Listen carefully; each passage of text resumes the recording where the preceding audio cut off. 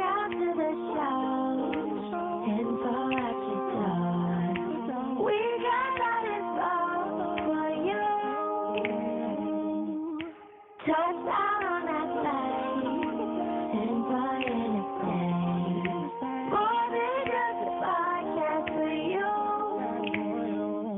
So I'm going to ask questions 3 and 4, and you may end up answering them together because they're really a comparison and contrast kind of question. So the first question that I want you to think about is, what has the historical journey of a track athlete been pre-COVID? And then so we want to talk about that and make sure that parents are fully aware of what the typical recruiting journey would be.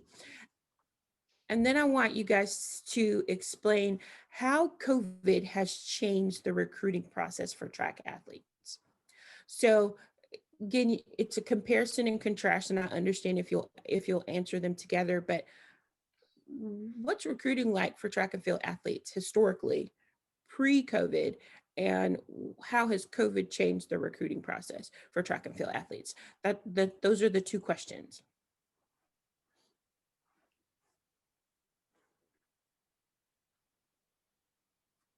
Don't all start at once. Uh, I could chime in on that first. I think just from what I've seen and experienced, I think track recruiting is more down to the wire, meaning that um, let's say you don't have a great junior year, and your times aren't really appealing to college coaches, and you're not getting much traction in the recruiting side. But then all of a sudden you improve that winter or that spring of the senior year. Well, guess what? Signing, or not signing day, but graduation is normally May or June. Track season in the spring is going to end around that time. So you may have a case where you're just starting to gain traction in recruiting and looking at offers around the time of graduation. So there's a lot of uncertainty around that, because you may be like, okay, am I going to even compete in college? How are my times looking at? Like, my future is pretty cloudy. But then all of a sudden things pick up at the last minute, right before you're set to graduate. So I've seen a lot of cases where athletes they progressed late, they're late bloomers, and they've had to make a last minute decision because of like I said, the way the calendars kind of play out with graduation and track being in the spring. Interesting. Okay. So you got to have nerves of steel if you're going through the track recruiting process, because you might not know. Yeah, not everybody's fortunate to have a great, sophomore, junior year and a good body of work, so to speak, to where the school's already jumping on them. So that's what I noticed a lot. But the flip side of that is you have more of an opportunity for a late bloomer. I'm Absolutely. thinking about soccer. So like when we did our soccer show, some of the coaches, they were saying how 11 and 12, you like 11 and 12-year-olds in soccer, you have to really be thinking about, what are my opportunities? Because a lot of the decisions in soccer are made like for 13, 14. Hmm. Where like 16-year-olds in soccer have the option of going pro. So it's like very, very early. So if you're a 16-year-old in soccer, you're considered like maybe a late bloomer, or maybe there's almost no chance for you. What I hear you saying with track is, you could be a senior, 17, 18, 19, and have a phenomenal senior season. And because of the timing of the way that track works, coaches can say, wow, those times, I like that. Let's go take a look at that. Look at that. So it's like your doors are almost opening. There's an opportunity just for a open door where there was none. That's very different. That's a highlight that's different for track than it has been for other sports. Yeah, you just mentioned a great point. I think in America, track is, let's be honest, track is usually not our first sport or our main sport to start with. It's usually something we kind of use to supplement our main sport or come around to late. So I think compared to other countries where track is the main sport, where they specialize in it for many years. Here, we kind of come around to it later, which could then feed into what I just mentioned about late bloomers, because you may have played basketball, all summer with the AU circuit or whatnot. So that kind of took away from your development in track. So I think that could be the reason why there's more late bloomers, maybe here in comparison to other countries. So that's a good point. These are some great insights, some really, really good insights, because I would not have, prior to having this discussion, I wouldn't have thought this. I wouldn't have thought there was an opportunity for a high school senior in the track and field world, just being honest. So Leslie's, Nicole, y'all want to chime in?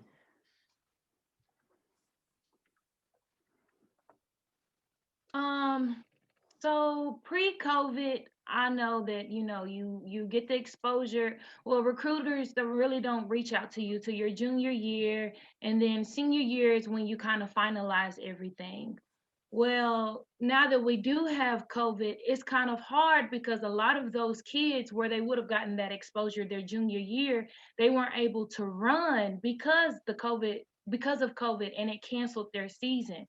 So I know it's been really stressful for not only the recruiters, but for also the student athletes as well, to find some type of way to get the exposure.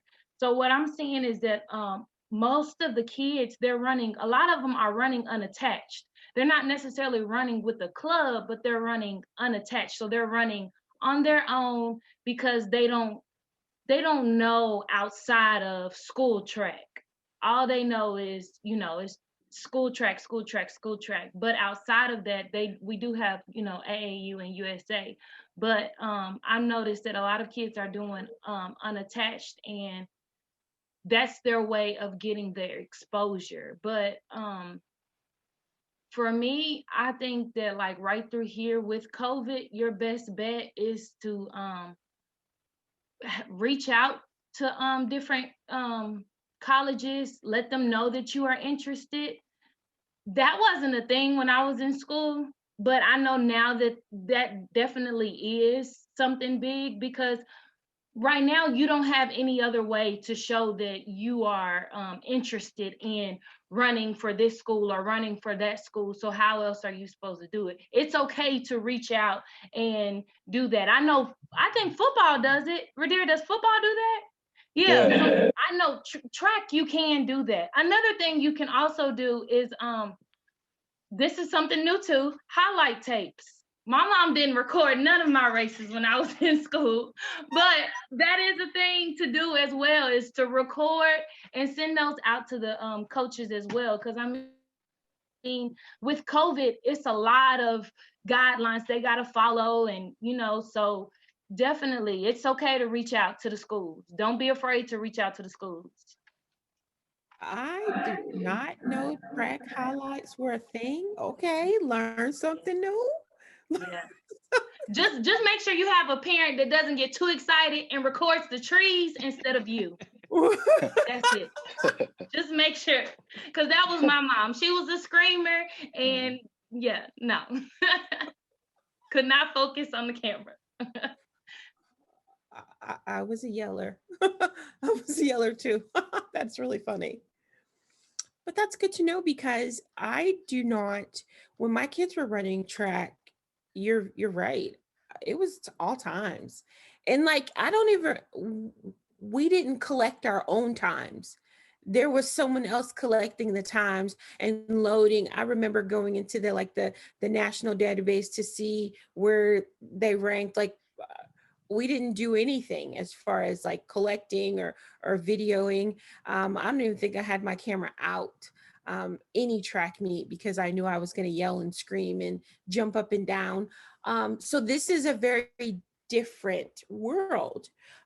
Contacting coaches to say, hey, I'm interested. I know that I don't have film. I don't have times because I haven't had a season.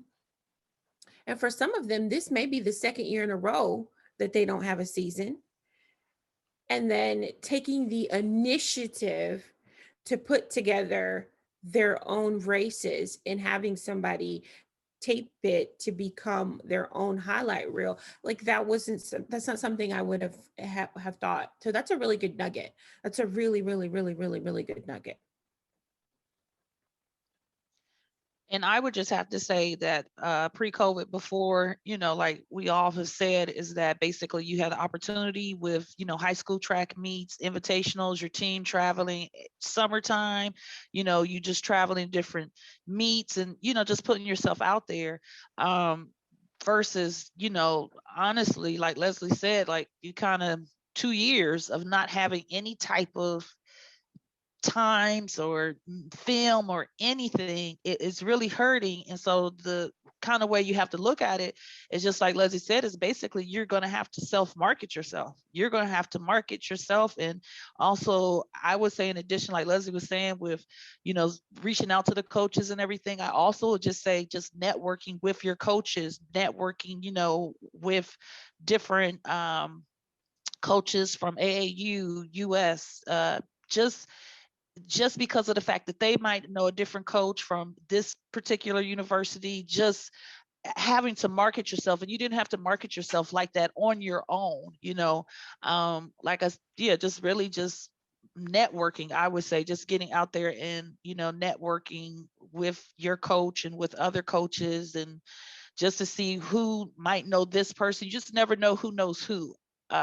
So I would definitely try to kind of see, in your area, who's really, part of the track world, your officials or US officials. Most of them are former coaches, travel to the conferences when they're being officials. That, like I said, it's funny is that, and Nicole would even know, is that some of the same people that we've been around since we were 7, 8, 12, all those years running AAU and US, and now to see them now and see, like, we're, mid 40s, and to see that's still part of the same, I'm saying, that's that world, that track world, everybody knows everyone. So like I said, you might see like someone that I ran track with at the nationals at 12, and now he's still a coach when you go to the nationals, like, wow.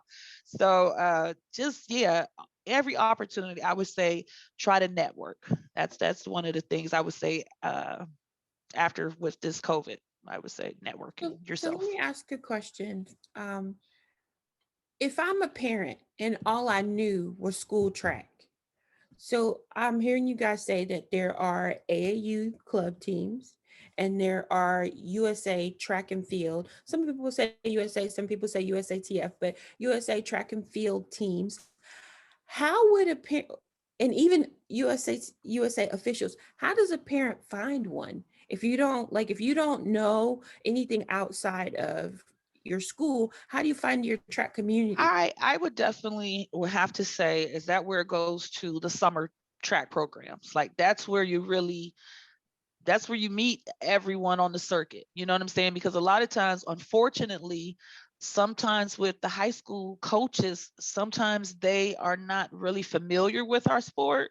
So, they're just kind of like, just run, we're going to state, that's all you need to know. So really the main thing is really linking up with a particular summer program, or, coaches that are part of a summer program, just to help you with that, navigating that portion. Because sometimes what will happen is that you just rely strictly on your high school coach, and if they don't have the connections and the networking to put this information out there on you, it's going to be kind of hard on the recruiting process, because don't really, what I'm saying, really don't know how to navigate with track, the coaches, who to contact, and just kind of have an attitude like, well, I'm a high school teacher that also just was assigned to coach track. So Mhm. you have those situations. So if especially if you don't have a school program that is a very strong track program. So I would say that. So I'm gonna highlight something that I don't think you realize that you're saying, but it's extremely valuable. I know from being a sports mom, there are lots of moms who don't feel like they have permission to build their own networks.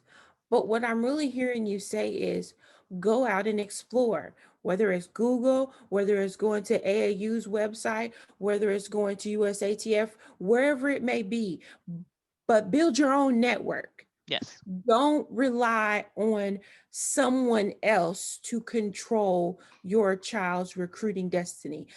A high school coach is a nice to have, but you just say he might just be the random person that's at school really teaching math, and they say, well, you got to teach track because they need somebody out there. That doesn't mean he or she is interested in track and field, doesn't mean that they really understand it, and definitely doesn't mean that they have the network, and doesn't mean that they even ran any type of track and field or participated in any type of field events. Moms especially, because you know my heart is for moms. Listen to this show and know that you have permission to build your own network. Know that you have permission to control your child's destiny in as much as possible. And I mean that by virtue of you don't have to sit back and let somebody else be the person that makes the phone calls. You need to train your child how to make a phone call. Don't make the phone call for your child, mama. Don't send the email for your child, but teach them how to have a conversation. Teach them how to be good with the written word and to communicate effectively. But you can definitely go out and say, hey, I am, and we are, and my child does this. I'd like to put them in contact with you. That's something that I'm going to say most parents don't believe that they have the ability to do that, that it's okay to do that. Look at y'all putting our listeners up on game. Very impressed. I could do a test after this and be like, what have we learned today, students? Because we've learned a lot. So when we've learned that track and field is international and that your competition is really not Joe Blow from down the street. I remember just going to Orlando when we ran track, and we used to go for club nationals and seeing the Jamaicans hit the track. You were like, what? Yep. Yes. Yes. I thought we were fast. Never mind. Yep. Never mind. I remember. Me too. I mean, Me too. So it's knowing your competition and knowing that it's not just in your neighborhood, but knowing that if you do club, you have the opportunity to give your child real world experience. It mimics it. Because club, based on, I've been pretending that I don't know track and field, but I'm going to stop. We ran track. Club allows you, more than any other sport, allows you to get out of your neighborhood, because you could be a beast. You could be killing everybody in your state, but you hit the region and you be like, oh, wait a minute. But I just remember going to Orlando every year and seeing the Jamaicans hit the track and be like, ooh, the sand is not playing around. Like we used to say, they ran in the sand. So now when they hit the track, the times would be like, it also trains your mind to get out there on because track is also a mind game. And for me, I was one of those where I could already be defeated before I even get into the blocks, because I'm looking at this Jamaican on one side of me, and then I'm looking at this 6'2" on the other side of me, and I'm like, I done already lost the race. But, once the race starts and I get into my groove and I done already got into tunnel vision, it's like, oh, okay, they just, they're regular athletes just like me. So by the time I got to college, I didn't care how big you were. I didn't care where you was from. I'm already used to running against the Jamaicans and the 6'2s. I did that when I was in, middle school and high school. So when I got to college, it was like going through the motions all over again. So it trains you to just go out there and do your thing. More than any sport, this is the 6th recruiting show, like track more than any sport I'm understanding. And it's crazy because we ran track many years and you would think I would have figured this out, but more than any sport mimics the actual real world experience. It doesn't just mimic the collegiate experience, it mimics the professional experience as well. They're traveling around the world. they're running against people who are bigger, who are from different countries. And they've already, to your point, Leslye, they've already been trained. Like this is nothing new. It's nothing different. This is just what you do. It's like another day at the office, if you will. That is very cool. Again, having ran track in high school, and then having kids who ran track still didn't make that click. So again, parents, knowing your competition, knowing that if you allow it, this sport more than any sport will train you for the collegiate experience from a very young age. And I think that you guys have said something that is really super valuable. Like, I can't tell you, like, I work with moms all the time, and I can't tell you how many moms don't believe that they have permission to be their child's advocate. And so just by you guys saying, hey, build your own network, that's going to give any mom listening, any child listening, because typically women do wait, especially in the world of athletics. You know, I'm not lying. They wait for someone else to initiate. Kids wait, they wait, and they say, okay, maybe when they want me, they'll reach out. But just to be able to say, okay, these are people who coach track, these are people who've run track in college, and they're telling you that in order to make things shake in the world of COVID, take the initiative, be your own advocate, get out there and do the work yourself. Just the permission that you've given parents and athletes in this show is just phenomenal. Phenomenal. So last question, and then I'll let you guys go. What are, we've talked about a couple of them, but are there any specific tips, strategies that you would give to high school students right now in the world of COVID that you could give them that will allow them to get a coach's attention?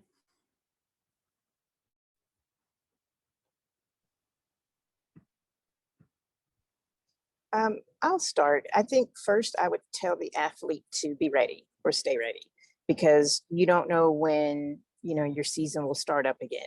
Because right now they are still having meets. You still have athletes that are competing, and you have a smaller group or a smaller number of athletes competing. So they're still getting seen. So I want parents and I want athletes to keep that in mind. First, the other tip I would just say is grades. You're first a student, then you're an athlete. Making sure you've completed the requirements, ACT, keeping up with your core GPA, all of those things, play a role into the type of schools that will consider you. The other thing I would also say to that is, just from a recruiting standpoint, is, and here's just tips I'm just sharing, understand the culture of that university, of that program. If you are currently the type of athlete that, I'll just say, speaking as a distance runner, that did not have a lot of mileage behind them, but, focused on fast running or fast training, look for a program that's similar. Those are the types of things I want parents, to think about. Think about that culture. Will it be a good fit? How does the coach treat not only his star athletes, but other athletes, within the program, as well? Talk to the students that's on the team, as part of that, recruiting process, as well.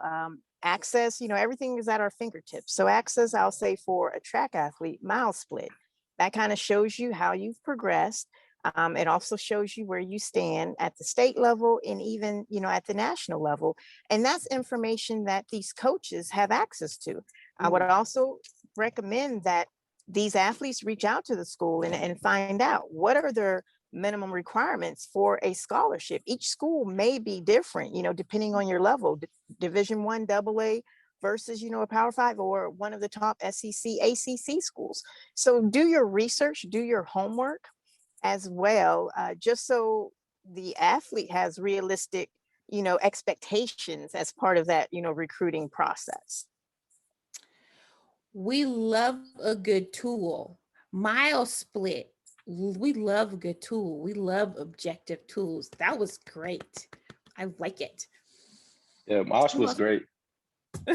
Uh, a- athletic.net is another resource that's pretty nice too. Okay. Now, athletic.net, does it have like just their times? What's in there? It'll have similar to Mosh, but progressions, PRs, and it has like, I think for me, I think it's easier to access like if an athlete ran a certain time, you can go to the actual meet. Right from there, you click on the time, it gives you the heat they ran in, you know, the meet info, just all the general info that you need for that particular race. Because it could be like when aided and you wouldn't know. So it gives you like all the details of the race that you would want to know for each athlete. Wind aided? What is that? So there's a certain threshold like of wind assistance that you can have. So it's 2.0, I think is the number. If it's over 2.0, it's considered wind aided. So think about the wind being behind you, a tailwind that's going to propel you Oh, forward to give you a little more of an advantage. Anything under that oh. is wind legal, but anything over 2.0 is wind illegal. So So a track, you can't just put a time out there. They're going to go and investigate. oh yeah, They might oh to go yeah. see if you're really talking about. Now, okay, I'm going to compare football because that's the recruiting process we went through. In football, everybody running the 4-2, everybody running the 4-3. They lie all the time. But because there's no objective threshold, you can lie. I mean, they all get exposed. We know that they're lying. But in track, there is an actual app where they're going to put in there, this is where, oh, they're like, we want real times. And we're going to let you know if this time was assisted. And if you got too much assistance from the elements, we're not going to, this time doesn't actually count. That's beautiful. So when you guys are talking about track, Nicole, I think you said it, being it's you, it's the individual, it's what you have done. There's apps out there that really let coaches know what you have done.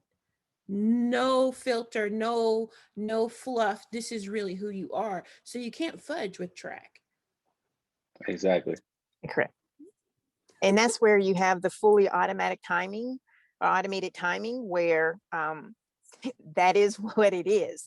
There's no fudging, there's no lying. And that's what college coaches look at. And even for some of the top, I'll say, meets, like my sister mentioned too, if you're trying to qualify, you have to show proof of that time.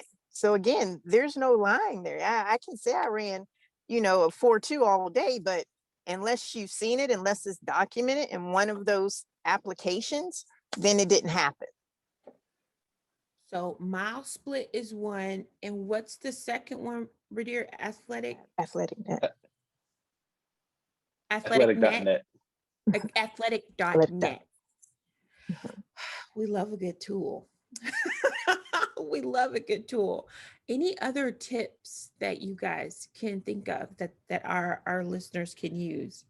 I would say for me is that just being honest to put it out there is that I wasn't a good test taker. I had to take the ACT 6-7 times, I think. And back 28 years ago, I guess, I was considered a Prop 48. So with that being said, is that my opportunity was because of the fact I couldn't, my times and D1 schools were looking at me, recruiting me, but because of the fact that I was a Prop 48, my option was that they will send you to a junior college. And after 2 years at your junior college and you have, produced and showed academic wise, you're able to transfer to a Division I program or, who was looking at you. So, I mean, that's still always still an opportunity. If you're not able to, you can do the junior college route. Like I said, I would just focus on, if you're not a good test taker, I would start taking that test as soon as possible. I know, most times you're supposed to take it at the end of sophomore year, but if you could go ahead and get some ACT prep courses and things, if you know that is a weakness of yours. I also definitely want to go off of what my sister was saying, was that going into a program with, is it going to be a good fit for you?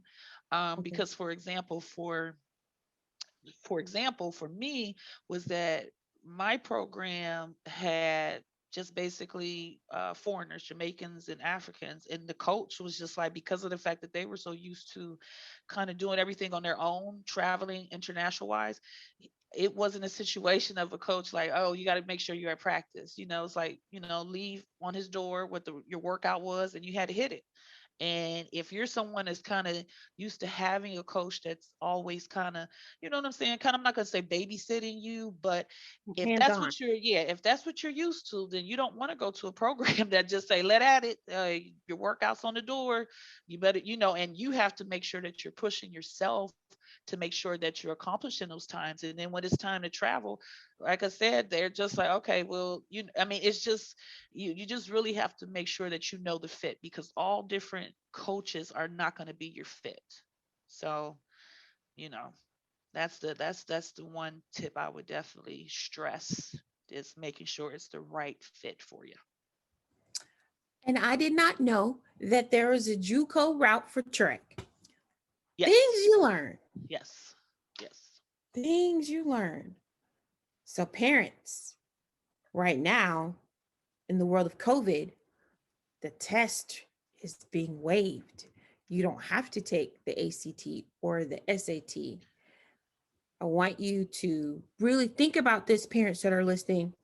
Okay, so you have the grace of not having to take the test, which is awesome for what it is. And with that, you still have to be able to make sure that your child can do the work, that they're prepared for the college work. So definitely take advantage of the time where it's pass fail in terms of your core GPA, and in certain instances they're waiving the actual test requirements. But make sure little Johnny and little Sally can actually do the college work. Make sure that they can. And if they cannot, be objective and don't be afraid to go the JUCO route in an effort to make sure that they're fully prepared for the 4-year experience. Because JUCO is still going to give them a degree, and it's going to set them up for success when they get to a 4-year program. Oh, Leslye, I learned something new today. I learned a lot of new stuff today, but that was a really, really good one. I don't think up until today, I didn't even realize you could do JUCO track. Mm-hmm. Yep, you sure can. They have national championships, just like national indoor and things. And like I said, in the other route also too is NAIA. Yeah, NAIA. And that's where instead of me going the JUCO route, I just went that route because I didn't have to sit out. It wasn't, you know what I'm saying, a situation of waiting 2 years or, doing, so yeah, those are different routes that you definitely to look into. And, like you said, just reinforcing, like you just said, piggybacking off of you, of if they're not able to do the work, even though they're, waiving the ACT as ACT scores and things, just still make sure that still doesn't, put you in a situation that you're just gonna, if the JUCO route that needs to be your route to start, then that would be your best route versus you setting yourself up for failure. So I would. Because no matter how much money is made in the world of athletics, when it gets to college, they're still students first. And there are plenty of people who are at the house because they cannot hack it academically. It doesn't matter. Nicole, I think you said this very, very, very, very perfectly. They're still students. Academics, I know we don't like to hear that, parents, but academics really, really make the world go round. It's the core. If they don't even, some programs, bless it, I can quibble about the types of degrees that they allow their athletes to pursue, but there's still an academic component. You have to be able to do the work. So before we wrap up, any other last thoughts, tips, and tools, anything that our parents listening to the show or athletes listening to the show, anything that you feel like we missed it, you guys definitely need to know this?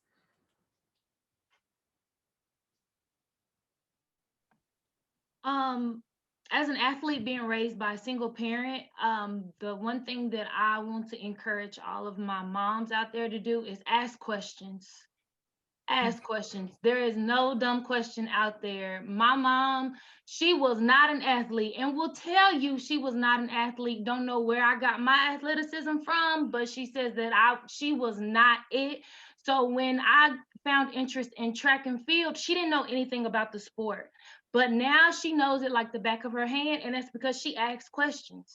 She did. She was asking whether it was the coach she was asking or the official, because there was some times where I would be like, Mom, do you really have to go up to that man during this track meet and ask him? But she asked, and now she knows. So definitely ask questions, y'all. Just ask questions. Yes, from a mama's perspective, yes, we have to go up and ask that question at that moment. Yes. Oh my gosh, so embarrassing. But did you die? Right. That's always it. You still here though, right? Gotcha. You know, we will embarrass you. But only because we totally want what is absolutely best for you. And we don't want to be the reason that you missed out on the opportunity. We you sound appreciate like it. you sound like one of my children. Mom, do you have to do that? Yes, I do. Yeah. I want to thank you guys for doing the show today. Tons of value. I'm always selfish. This will be posted. It goes on our YouTube.